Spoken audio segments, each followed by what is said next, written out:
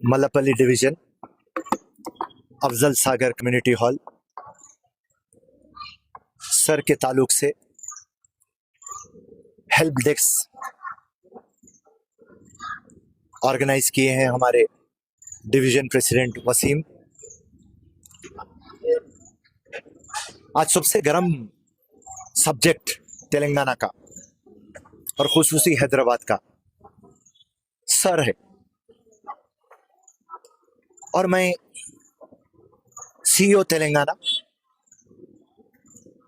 सुदर्शन रेड्डी साहब को मंडे के दिन एक कांग्रेस की तरफ से एक रिप्रेजेंटेशन जाने वाला है। जो काम आप बीएलओस को दिए, बीएलओस का काम हर घर डोर टू डोर जाना under the supervision of district election officer. आप जाके आइडेंटिफाई करना है, फैमिली मेंबर्स को वेरीफाई करना है, फिर उसके बाद में आप फॉर्म्स देना है, और 3 जनों को आप फॉर्म्स नहीं देना है। एक जो एब्सेंट है, एक जो शिफ्टेड है, और एक जो डेथ है। उसके बाद में वो फॉर्म्स दे दिए बाद फिर से आपको डोर टू डोर आना है और वापस आप कलेक्ट करना है। और जिसको भी फॉर्म भरना मुश्किल है, बीएलओ और बीएलए दोनों का काम है कि वो फॉर्म फिलअप करना। आज की जो हाल हकीकत है, आज 10 तारीख है, 10 जुलाई, 24 जुलाई को लास्ट डेट है। आज सर स्टार्ट होके 15 दिन हो गए और एक 15 दिन है। आज का आप इक्वेशन देखेंगे तो ओनली 10% लोग फॉर्म्स फिलअप करके वापस दिए, 90% फिलअप करना है। तो क्या 15 दिन में ये पॉसिबल है?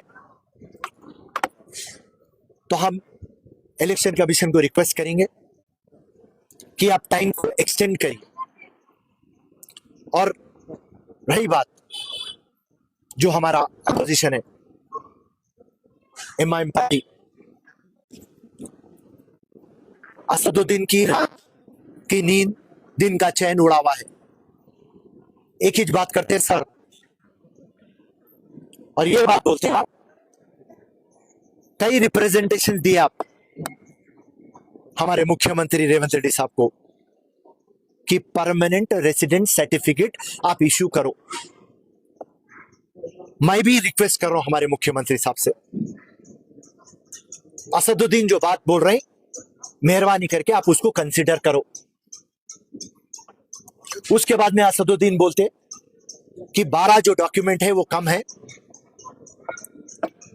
ड्राइविंग लाइसेंस को लेना था, पैन कार्ड को लेना था, फूड सिक्योरिटी कार्ड को लेना था। तो मैं पूछ रहा हूं असदुद्दीन साहब, आप तो बीजेपी की बी टीम है, आप दिल्ली को क्यों इन्फ्लुएंस नहीं कर रहे? आप बोलते हैं बीआरएस पार्टी क्यों कि आप 10 साल हुकूमत में थे, आप लोग आवाज उठाइए, इलेक्शन कमीशन ऑफ इंडिया से मिलिए और ये तमाम रिक्वेस्ट रखिए। जब आप बीआरएस पार्टी को बोल रहे हैं इलेक्शन कमीशन के पास रुजू हो, आप क्यों रुजू नहीं हो रहे? और जितने भी चीज असदुद्दीन बोल रहे हैं, मैं भी उसका फेवर कर रहा हूं। उसकी बात क्यों कर रहा? नामपल्ली के हद तक बात करता हूं। आज नामपल्ली 3,40,000 वोटों की है, और मैं आपके आज चैनल के सामने दावे से बोल रहा हूं, कम से कम 80 से 90,000 वोट यहां पे डिलीट होने वाले हैं। क्योंकि पहले से हमारा क्या है agenda? Fair, free, transparent election, double vote नहीं रहना, बोगस वोट नहीं रहना, डुप्लीकेट वोट नहीं रहना, 1% 1 वोट, जेन्युइन वोट के हम खिलाफ नहीं है, मगर हम हराम के लंगे वोटों के खिलाफ है। और आज से 2 साल पहले इलेक्शन कमीशन ऑफ इंडिया और सीईओ तेलंगाना हम सबमिट कर चुके हैं कि नामपल्ली में 90,000 वोटों से बढ़ के डुप्लीकेट डबल वोट है। और आज जो भी लोग क़यादत करते, कान खोल के सुन लो, हराम की वोटों की क़यादत करते आप, हलाल के वोटों की नहीं। पहले भी चैलेंज करा था मैं, आज भी चैलेंज कर रहा हूं।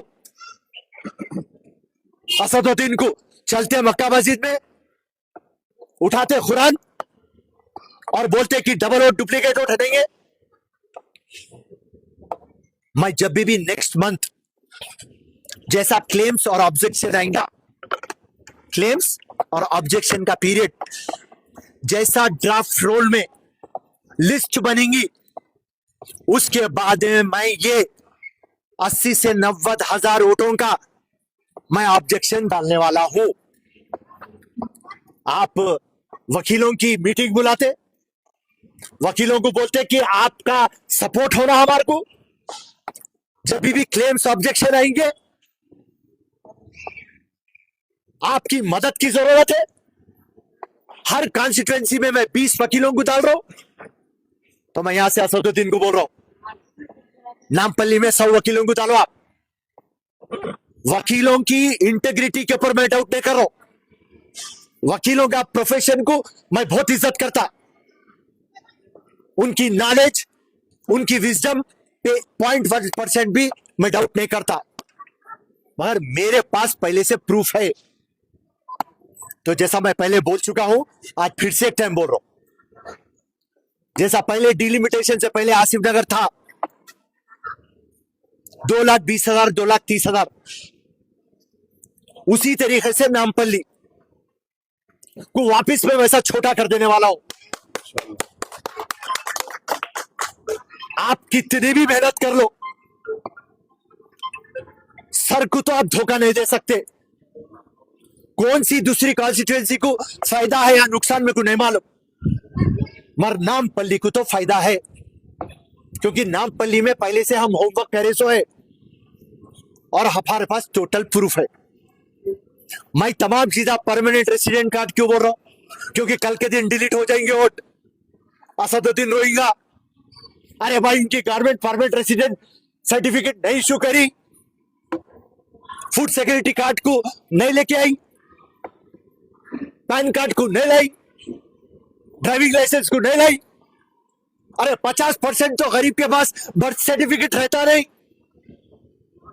ये तमाम रोना रोएंगे, बल्कि मैं उनकी सपोर्ट में बात कर रहा हूं। और रही बात, हमारा एक चीज मंशा है, fair free transparent election, purification of electoral roll. ये जो पूरे रोलों को आप मैनेज कर दिए और मैनेज करके आपका जो मैकेनिज्म है, जहां पे सफिया रहती नहीं, आप सफिया को पैदा कर देते, आफिया की शादी होती, आफिया को वापस ला लेते आप, रज़ाक मर जाता, पा बेचारा बूथ में आता वोट डालने को, तो ये पूरे ड्रामे खत्म होने वाले हैं। और ये जो हमारा हेल्प डेस्क का काम है, इलेक्शन कमीशन इंडिया और हमारे सीईओ तेलंगाना साहब, स्पेशली सीईओ तेलंगाना, मैं आपको एक रिक्वेस्ट बोल रहा हूं, आप सिर्फ 16 हेल्प डेस्क डाले हैदराबाद डिस्ट्रिक्ट में, उसकी तादाद आप बढ़ाइए। लोग एक एकदम कंफ्यूजन में है, क्योंकि ये जो सर का सब्जेक्ट है ये सबके लिए नया है,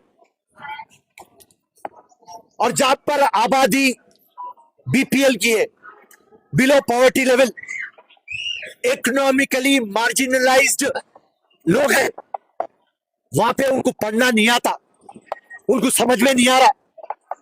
हर एक पॉलिटिकल पार्टी मदद कर रही, और खुसूसी बीएलओ को बोल रहा हूं मैं, तुम लोग का जो काम है वो काम करो, तुम घर घर को जाना है तुम्हारे को, मगर तुम घर घर को नहीं जा रहे, कम्युनिटी हॉल में बैठ जा रहे, कोई लीडर के घर में बैठ जा रहे, फॉर्मा किसके हाथ में दे दे रहे, आप लोग काम नहीं कर रहे।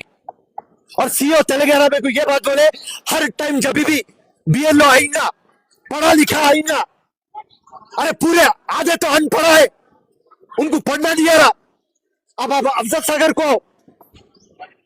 यहाँ के लोग बहुत शरीफ लोग हैं, प्यारे लोग हैं, इनोसेंट है, मगर उनको पढ़ना नहीं आता, और यहाँ के बीएलओ को पढ़ना नहीं आता, तो कैसा सर को आगे बढ़ाएंगे? तो ये तमाम जो भी गलतियां हो रही कांग्रेस पार्टी के तरफ से, हमारे डिस्ट्रिक्ट प्रेसिडेंट मोटार ओवैद की सदारत में, हमारे जितेंद्र साहब जो हमारे कोऑर्डिनेटर है, कन्वीनर है सर के, उनकी सदारत में इंशाल्लाह हम रुजू होंगे और तमाम फैक्ट्स बोलेंगे और आवाम को किस तरीके से हम मदद कर सकते। 24 घंटे हम तैयार है, इंशाल्लाह हम वो काम पे लगे हुए हैं। जय हिंद,